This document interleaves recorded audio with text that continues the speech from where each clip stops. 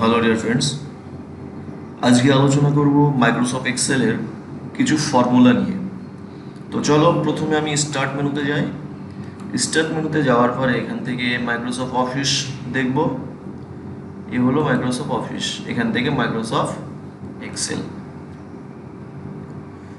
তবে অবশ্যই যারা আমার চ্যানেলে নতুন আছো তারা চ্যানেলটিকে সাবস্ক্রাইব করো এবং পাশে থাকা বেল আইকনে ক্লিক করো, যাতে করে আমি ভিডিও আপলোড করলে এর নোটিফিকেশনটা তোমাদের কাছে পৌঁছায়। কারণ এই চ্যানেল থেকে তোমরা নিয়মিত দেখতে পারবা কম্পিউটারের বিভিন্ন টিপস এবং মোবাইল সম্পর্কিত অনেক তথ্য। তো চলো প্রথমে আমি যে কাজটা করেছিলাম, একটা টেবিল ক্রিয়েট করেছিলাম, একটা মার্কশিট ক্রিয়েট করেছিলাম। আমার আগের ভিডিওতে সেটা দেখিয়েছিলাম। সেই ভিডিওটা যদি কেউ নতুন থাকো তোমরা ওই ভিডিওটা দেখে নেবে, তাহলে তোমাদের বুঝতে সুবিধা হবে। তো সেই যে ভিডিওটা, সেই যে কাজটা আমি করেছিলাম সেই কাজের উপরেই আমি ফর্মুলাগুলো দেখাবো, তাতে তোমাদের বুঝতে সুবিধা হয়। ফাইল মেনুতে যাব। ফাইল মেনুতে যাওয়ার পরে এখান থেকে ওপেনে ক্লিক করব। ওপেনে ক্লিক করার পরে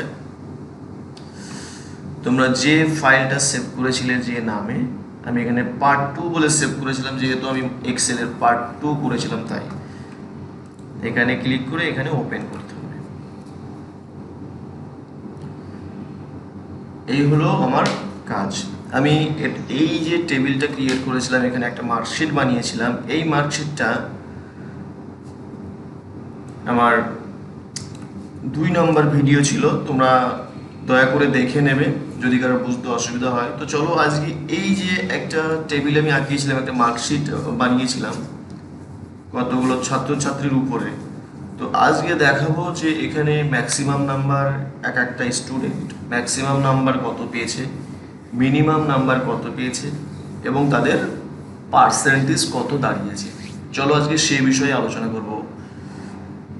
এখানে প্রথমত আমি অনিমেষের ব্যাপারে যদি বলি, যে অনিমেষ কত পেয়েছে, সবচেয়ে বেশি নাম্বার কোন সাবজেক্টে পেয়েছে এবং সবচেয়ে কম নাম্বার কোন সাবজেক্টে পেয়েছে, এবং অনিমেষের টোটাল মার্কের উপরে সাবজেক্ট প্রতি গড় কত। চলো প্রথমে আমি এখানে মাউস পয়েন্টার এখানে রাখলাম, আমি এই সাইডে বের করব পার্সেন্টেজ, আমি এখানে রাখলাম। রাখার পরে কি করব, সমান সমান চিহ্ন দেবো, ইকুয়াল চিহ্ন যেটাকে বলে। আমরা যেহেতু বাঙালি, আমি সেভাবেই বলছি যাতে সবার বুঝতে সুবিধা হয়।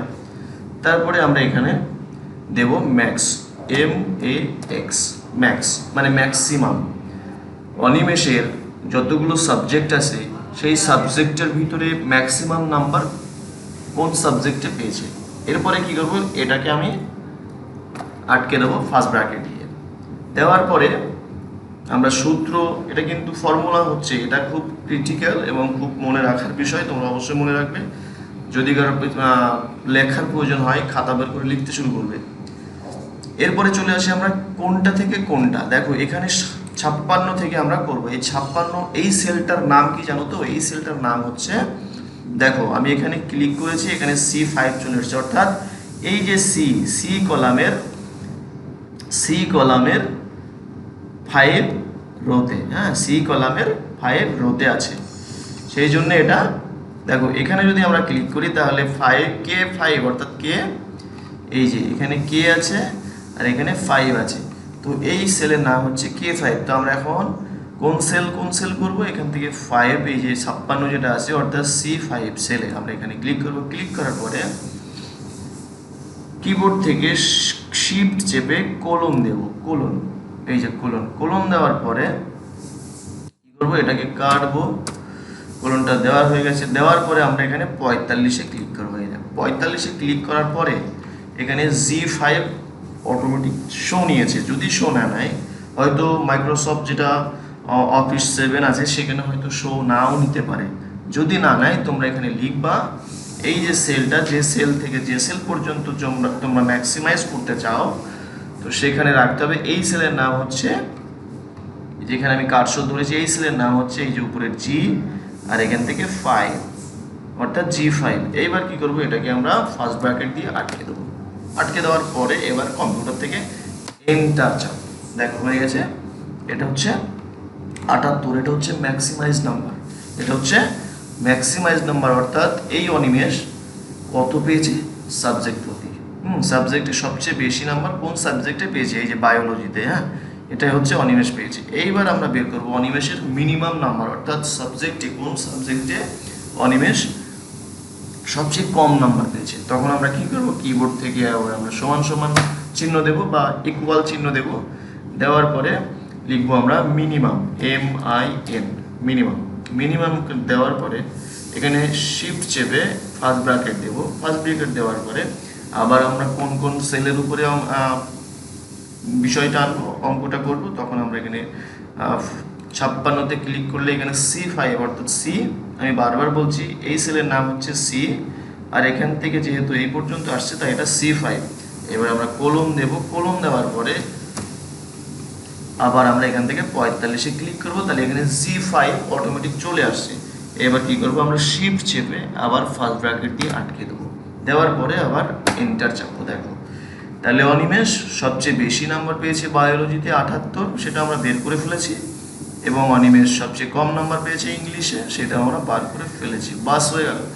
এইবার দেখো ম্যাক্সিমাম আর মিনিমাম, তবে এখানে আমরা লিখে ফেলে দিই, হ্যাঁ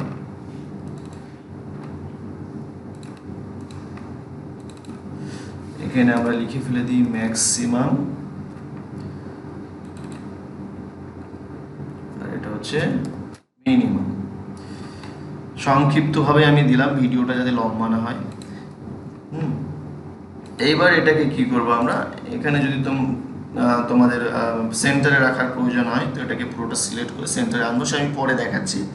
এইবার কি করব, এখানে আমি ম্যাক্সিমাম নাম্বার যেটা বসিয়েছিলাম কার, অনিমেষের, এবার আমি দীপকেরটা বের করতে চাই, আমি রাকেশেরটা বের করতে চাই, আমি রাজুরটা বের করতে চাই, আমি বিট্টুরটা বের করতে চাই, তখন কি করব, তখন আমরা এখানে ম্যাক্সিতে যেটা আমরা বার করেছি সেখানে সেই সেলে কার্সরটা ক্লিক করব, ক্লিক করার পরে এখানে দেখো প্লাস আইকন আছে, প্লাস চিহ্ন একটা চলে আসছে। এই প্লাস চিহ্ন যখন চলে আসবে তখন মাউস পয়েন্টারটা চেপে ধরে নিচে নামাতে হবে, এইভাবে নিচে নামালে কি হবে, প্রত্যেকের ম্যাক্সিমাম নাম্বার অটোমেটিক বেরিয়ে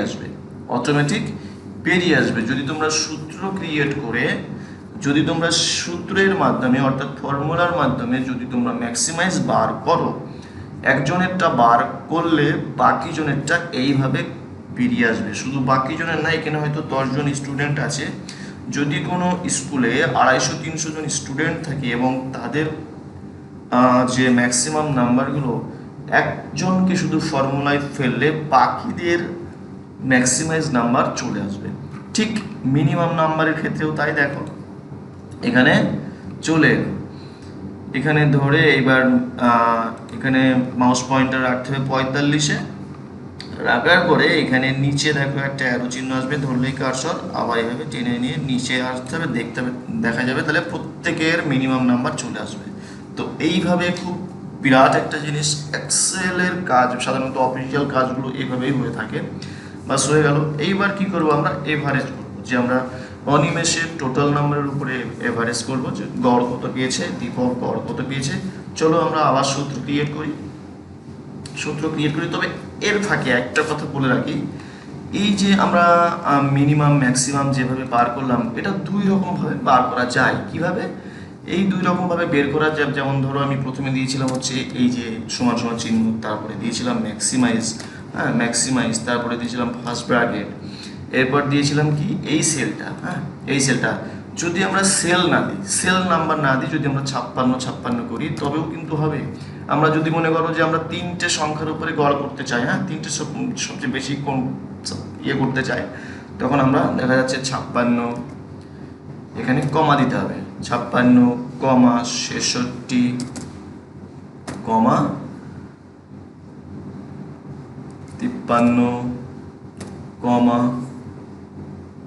78, 45। এবার ফার্স্ট ব্র্যাকেট দিয়ে আটকে দিতে হবে, দেওয়ার পর এন্টার চাপলেও ঠিক একই ফলাফল দাঁড়াবে, কিন্তু এই যে আমি যে সূত্র ক্রিয়েট করছি না, এই সূত্রের ব্যাপারে এটা আসবে না। আমি যেহেতু উল্লেখ করে লিখছি, সেক্ষেত্রে ম্যাক্সিমাম নাম্বার আসবে শুধুমাত্র অনিমেষের। কিন্তু যদি আমরা সেলের নাম অনুযায়ী, যদি আমরা সেলের নাম অনুযায়ী অর্থাৎ সূত্রতে ফেলে ফর্মুলাতে ফেলে যদি আমরা এটা করি, তাহলে কিন্তু একটা করলে বাকিদের অটোমেটিক এসে যাবে। তো চলো এবার আমরা দেখব গড়, অনিমেষের গড় কিভাবে হবে। চলো আমরা এখানে আবার সমান সমান চিহ্ন দেব, ইকুয়াল চিহ্ন দেব, দেওয়ার পরে এখানে লিখবো এভারেজ, এভি। দেখো এখানে চলে এসছে, দেখো এখানে চলে এসছে, তোমরা এখান থেকে এভারেজটা নিয়ে নেবে। এভারেজটা নেওয়ার পরে এখানে ফার্স্ট ব্র্যাকেটও চলে এসছে। হ্যাঁ, দেওয়ার পরে এবার কোন কোন বিষয়ে তুমি এভারেজ করতে চাও, এখানে টোটাল মার্কের উপর এভারেজ করা যেতে পারে, এই যে টোটাল মার্ক। কিন্তু আমি এভারেজ করবো এখান থেকে একদম সি 56 থেকে। হ্যাঁ, তাহলে এখান থেকে আমরা এভারেজ করব। আমরা এখান থেকে কোলন দেব, কোলন দেওয়ার পরে ইংলিশে ক্লিক করব, ইংলিশে। তাহলে এখানে সিলেক্ট হয়ে গেল।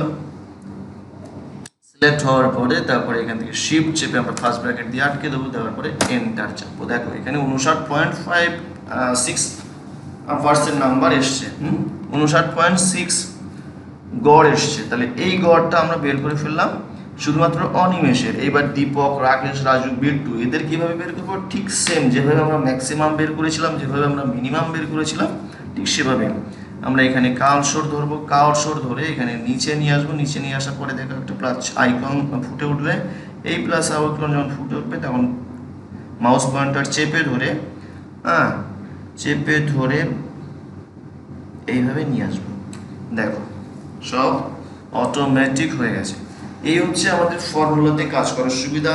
আর মাইক্রোসফট এক্সেল এই বিষয়ে সবচেয়ে গুরুত্বপূর্ণ জিনিস। আমরা অফিসিয়াল যে সমস্ত কাজগুলো, আমরা মার্কশিট কিংবা কারোর স্যালারি, কোনো হয়তো একটা কোম্পানিতে প্রচুর ওয়ার্কাররা কাজ করে, সেখানকার স্যালারি আমরা শিট এইভাবে আমরা ক্রিয়েট করি। আমি অন্যান্য ভিডিওতে আমি দেখাবো অবশ্যই, তবে এটা এবার সুন্দর বাড়াইয়ের। এখান থেকে আমরা এটাকে পুরোটা বর্ডার দিয়ে দেবো, এটাকে সেন্টারে নিয়ে যাব ফার্স্ট টাইম আমি।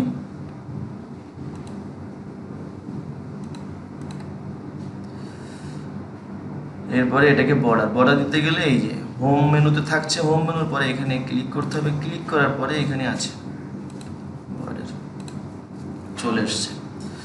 এবার যদি আমরা এখানে বাড়িয়ে দিই এটাকে, আমরা মার্জ করে দেবো, এটা বেড়ে গেল। এটাকে আমরা বর্ডারে আটকে দেবো। বাস দেখো এখানে এবার আমরা এভারেজ দিয়ে দেবো।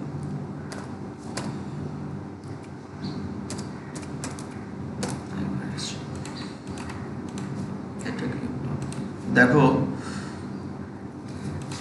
আজকে তাহলে তোমরা শিখে ফেললে ম্যাক্সিমাম, মিনিমাম এবং এভারেজ। তো ডিয়ার ফ্রেন্ডস, তোমরা এই চ্যানেলটা অবশ্যই সাবস্ক্রাইব করে রাখো যারা নতুন আছো, কারণ এই চ্যানেল থেকে নিয়মিত আপডেট হতে থাকছে কম্পিউটারের বিভিন্ন টিপস অ্যান্ড ট্রিক্স। ইতিমধ্যে আমরা বেসিক কোর্সের মধ্যে আছি। যারা শিখতে চাও, যারা শিখতে আগ্রহী আছো, তারা অবশ্যই চ্যানেলটিকে সাবস্ক্রাইব করে রাখো। দেখো আজ এই পর্যন্ত, দেখা হবে আগামী ভিডিওতে আরও কিছু ফর্মুলা নিয়ে এবং এক্সেলের আরও অপশানের কাজ নিয়ে।